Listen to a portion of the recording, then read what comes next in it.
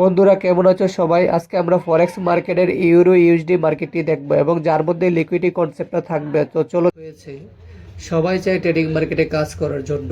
তো ট্রেডিং মার্কেটে কাজ করা এত ইজি না, কিন্তু চেষ্টা করলে সবাই পারবে।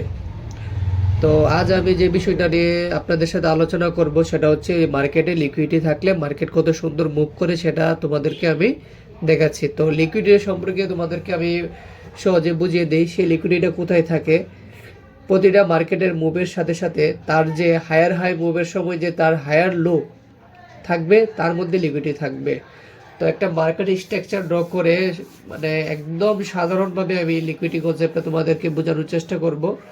আমিও বিগিনার, ঠিক আছে? তো আমি আমার জার্নিটা তোমাদের সাথে শেয়ার করবো, সেই জন্য আমার এই চ্যানেলটা ক্রিয়েট করা।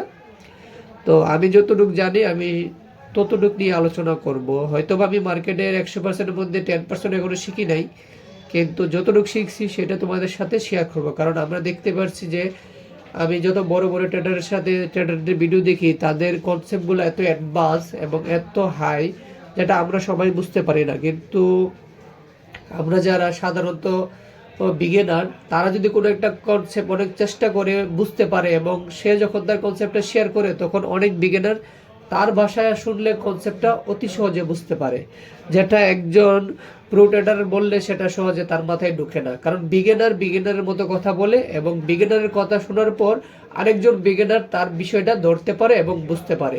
তো আমি এখন যে মার্কেটটা ড্র করলাম সেটা হচ্ছে একটা হায়ার হাই মার্কেট, এবং মার্কেটটা এইমাত্র চক করেছে। চক করার পরে মার্কেটটা নতুন আইডিএম ক্রিয়েট করেছে। আইডিএম ক্রিয়েট করার পরে তার যে চক পয়েন্ট, সেই চক পয়েন্টের মধ্যে যে তার প্রিভিয়াস যে চক পয়েন্টের যে ব্রেকার ব্লক আছে, সেই ব্রেকার ব্লকের মধ্যে একটি জোন ক্রিয়েট করছে। তার প্রিভিয়াস ব্রেকার যে ব্লকটা ছিল তার মধ্যে একটা জোন ক্রিয়েট করেছে, এবং সেই জোনের মধ্যে মার্কেটটা ট্যাপ করে মার্কেটটা উপরে চলে গেছে। তো এখানে যে পারফেক্ট এন্ট্রিটা হবে সেটা হইলো চক পয়েন্টের মধ্যে যে জোনটা তার ব্রেকার ব্লক, সেই এখান থেকে হবে পারফেক্ট এন্ট্রিটা। আর এখানে বাম পাশে মার্কেটে সবসময় লিকুইডিটি থাকে, সেটা মনে রাখতে হবে। তো বাম পাশে কখন লিকুইডিটি একটা প্রিভিয়াস লিকুইডিটি যদি মার্কেট আপনার হার্ড করে বা সুইপ করে বা গ্র্যাব করে, তখন এর নিচের জোন থেকে মার্কেটে বাইং পুলিং আসতে পারে। এটা সবসময় খেয়াল রাখতে হবে। আপ মার্কেটের সময় উপরের দিকে যাবে প্রেশারটা, ডাউন মার্কেটের সময় নিচের দিকে আসবে। তো আমরা এখানে দেখতে পাচ্ছি প্রিভিয়াসে মার্কেট একটা আইডিএমএ লিকুইডিটি গ্র্যাব করেছে।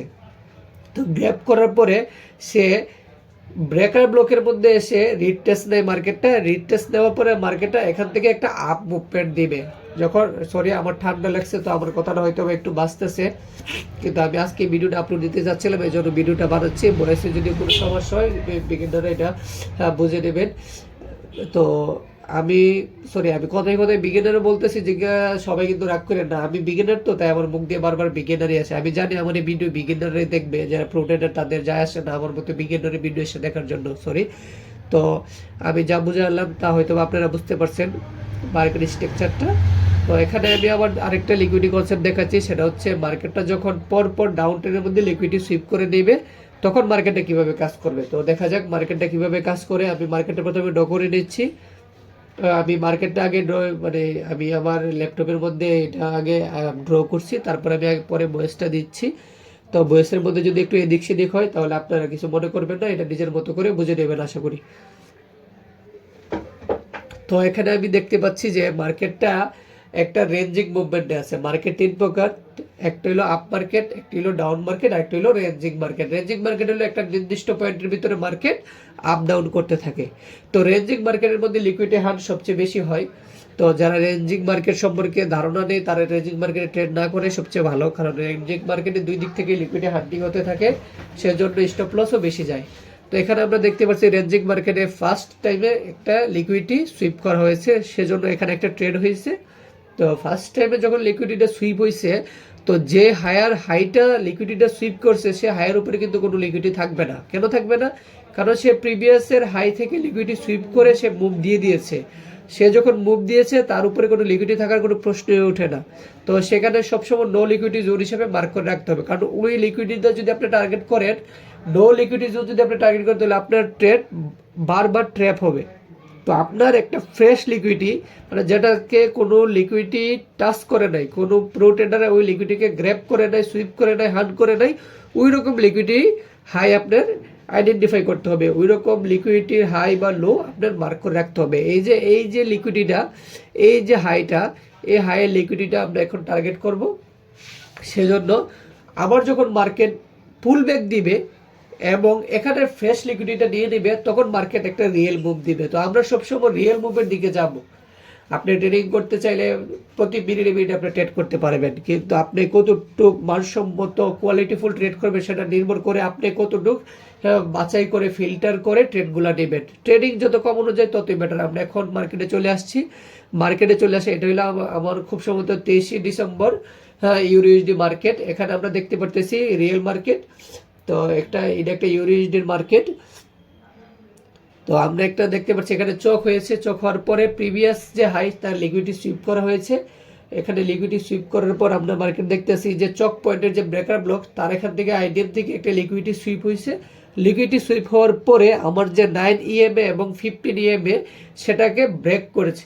ব্রেক করার ফলে এখান থেকে আমি একটা এন্ট্রি নিয়েছিলাম এবং সেই এন্ট্রিটা আমার পারফেক্ট হয়েছে। তো এটাই আমি শেয়ার করতেছি, যদিও এটা অনেকদিনের জন্য আমি ভিডিওটা আপলোড করছি, এই ভিডিওটা রেকর্ড করে। তো এখানে দেখেন লিকুইডে সুইপ করার পরে মার্কেটটা উপর দিকে চলে গেছে। যাওয়ার পরে মার্কেটটা বারবার সেলারদের কন্ট্রোলে যাওয়ার চেষ্টা করতেছে। সেলারদের কন্ট্রোলে কিভাবে যাওয়ার চেষ্টা করতেছে, এই যে এখানে সেলিং মুভগুলো দেখতে পারতেছেন, একদম শার্প, একদম রেড ক্যান্ডেল, এখানে কোনো গ্রিন ক্যান্ডেলই নেই। তো এখানে বোঝা যেতেছে সেলার এখানে অ্যাক্টিভ হতে যাচ্ছে, কারণ এটা অনেক হাই পয়েন্টে মার্কেটটা ছিল।